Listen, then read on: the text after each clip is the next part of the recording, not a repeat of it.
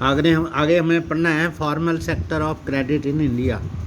तो informal sector होता है जो गांव में साहूकार होते हैं, जो लैंड ओनर होते हैं, वो अगर पैसे उधार देते हैं तो उनका शोषण करते हैं। तो वो हम आगे पढ़ेंगे formal sector credit in India. ये ग्राफ फर्स्ट है, सोर्स ऑफ क्रेडिट पर ₹1000 two of rural house hold in India. तो इसमें ये जो गवर्नमेंट 1% का भाग है जो बैंकों से, गवर्नमेंट से, सरकार से लोग ऋण लेते हैं। अदर नॉन इंस्टीट्यूशनल एजेंसीज से 2% है और रिलेटिव्स एंड फ्रेंड्स से 8% है। मनी लेंडर से 33% है। कोऑपरेटिव सोसाइटी बैंक वगैरह जो होते हैं वो 25% है और कमर्शियल बैंक जो है वो 25 है और ये अदर इंस्टीट्यूशनल एजेंसीज 5% है और लैंडलॉर्ड से 1% है।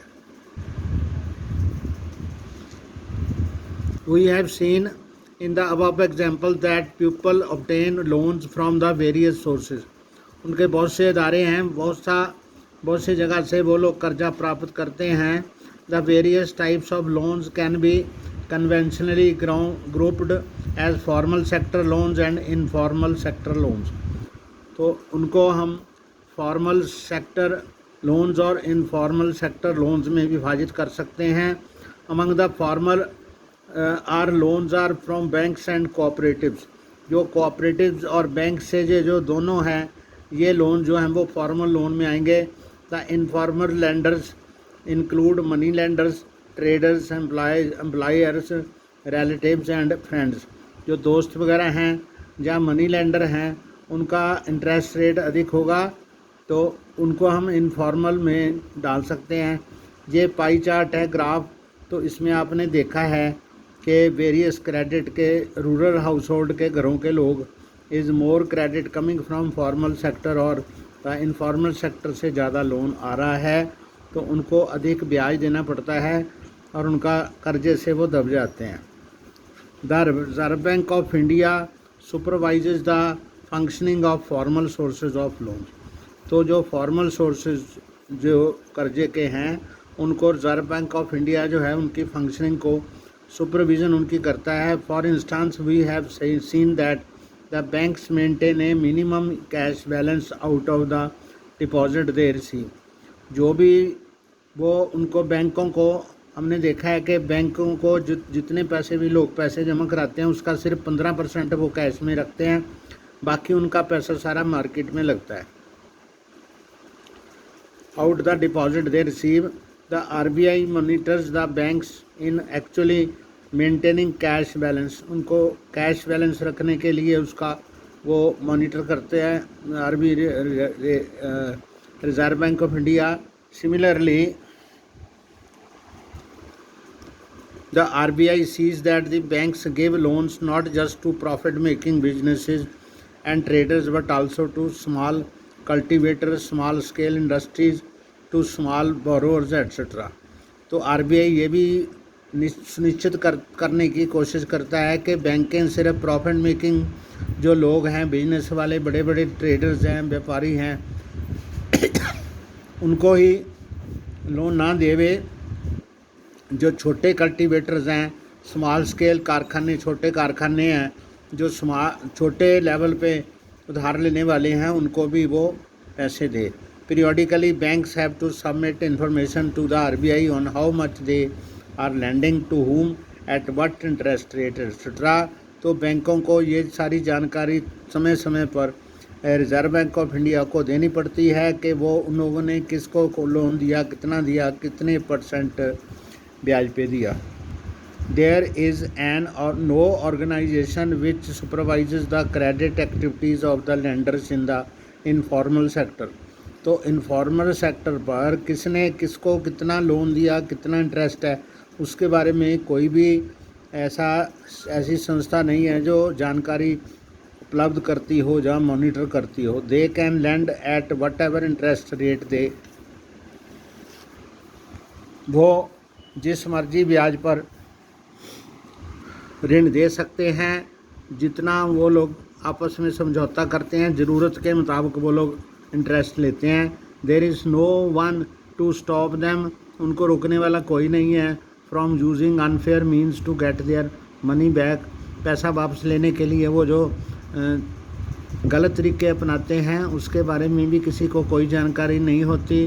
Compare to the formal lenders, most of the informal lenders charge a much higher interest in the loans, जो फॉर्मल सेक्टर से इनफॉर्मल सेक्टर में बहुत ज़्यादा ब्याज उनसे लिया जाता है। Thus the cost to the borrower of informal loans is much higher, तो उस उधारी की उनको अधिक कीमत चुकानी पड़ती है।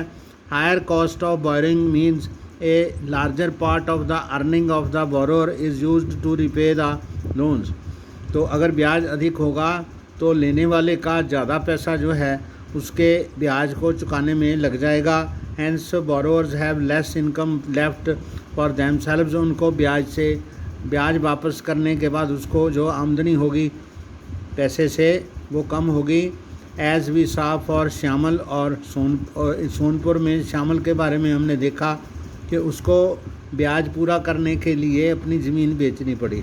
इन certain cases the high interest rate for borrowing can mean that the amount to be repaid is greater than the income of the borrower, तो अगर इंटरेस्ट रेट इतना ज़्यादा हो सकता है कि उसको जितनी पैसे वापस करने हैं तो उस पैसे से जो उसने कमाई की है वो कम होगी, उसको पैसे ज़्यादा देने पड़ते हैं।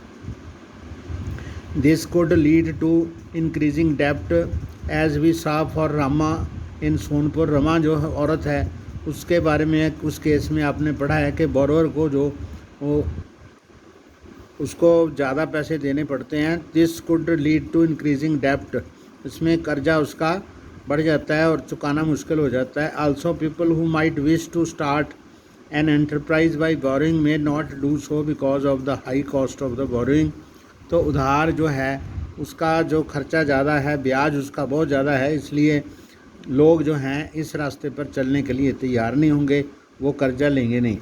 For these reasons banks and cooperative societies need to lend more, इसलिए इनफॉर्मल सेक्टर में ज़्यादा लोगों को पैसा दिया जाना चाहिए, उनको चाहिए कि वो लोग कम इंटरेस्ट पे दें।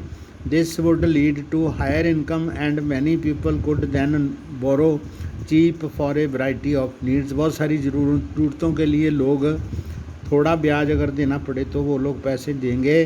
दे कुड ग्रो क्रॉप्स, वो लोग फसलें उगा भी सकते हैं। डू बिजनेस कर सकते हैं। सेटअप स्मॉल स्केल इंडस्ट्री भी लगा सकते हैं। They could setup new industries और ट्रेड इन गुड्स, और व्यापार कर सकते हैं वस्तुओं का पैसा लेकर, और फसलें बो सकते हैं। तो they could setup new industries और ट्रेड्स, वो नए कारखाने लगा सकते हैं, नई वस्तुओं का व्यापार कर सकते हैं। Cheap and affordable credit is crucial for the country's development, देश के विकास के लिए जो अफोर्डेबल क्रेडिट है वो बहुत ज़्यादा इम्पोर्टेंट है, तो वो लोग इसको प्राप्त कर सकते हैं। Formal and informal credit, who gets what. ग्राफ 2 shows the importance of formal and informal sources of credit for people in urban areas, शहरी जो लोग हैं उनके लिए the people are divided into 4 groups, उसके 4 वर्ग हैं। तो from poor to rich as shown in figure you can see that 85% of the loans taken by poor households in the urban areas are from informal sources, तो वो लोग 85% जो loan है तो 85% इनफॉर्मल सेक्टर से लिया गया है। पुअर हाउस होल्ड जो गरीब लोग हैं, और house hold with low few assets, जिनके पास थोड़ी जगह है, ज़मीन है, मकान है, उन लोग के इनफॉर्मल से 53% है और गवर्नमेंट से 47% है। और जो लोग वेल ऑफ हाउस होल्ड्स हैं वो लोग के पास प्रॉपर्टी भी है, तो वो फॉर्मल सेक्टर से बैंक से वो 72% लोन ले सकते हैं, और बाहर से उनको 2.5% लोगों को वो इनफॉर्मल सेक्टर से लेते हैं। अगर वो रिच हाउस होल्ड हैं वो 90% बैंक से लेते हैं और 10% वो इनफॉर्मल सेक्टर से लेते हैं। तो ये हमेशा जो पैसे वाले ही हैं वही ज़्यादा फ़ायदेमंद रहते हैं, फ़ायदे में रहते हैं। तो what do you find, only 10% of their loans are from informal sources, तो जो बहुत ज़्यादा अमीर हैं उनके 10% जो लोन है वही सिर्फ इनफॉर्मल सेक्टर से आते हैं, while 90% are from formal sources. तो उनको बैंक सीधा कर्जा देता है, बड़े लोगों को देता है। A similar pattern is also found in rural areas. यही जो पैटर्न है वो गांव के इलाके में है। The rich households are availing cheap credit from formal lenders whereas the poor households have to pay a large amount for borrowing. जो अमीर लोग हैं वो लोग फॉर्मल सेक्टर से लोन प्राप्त करके कम ब्याज में ज़्यादा लाभ कमा लेते हैं, और जो गरीब हैं वो लोगों को इनफॉर्मल सेक्टर में लोन लेने पड़ते हैं। तो what does all this suggest? First the formed sector will meet only about half of the total credit needs of the rural people. तो गाँव के लिए सिर्फ आधे लोग ही वहाँ पर कर्जा देंगे। तो the total credit needs of the rural people, the remaining credit needs are met from informal sector. तो ये हमने आज पढ़ लिया। ब्लू वाले percentage of loans from the informal sector है ये ब्लू वाला, और जो पिंक वाला है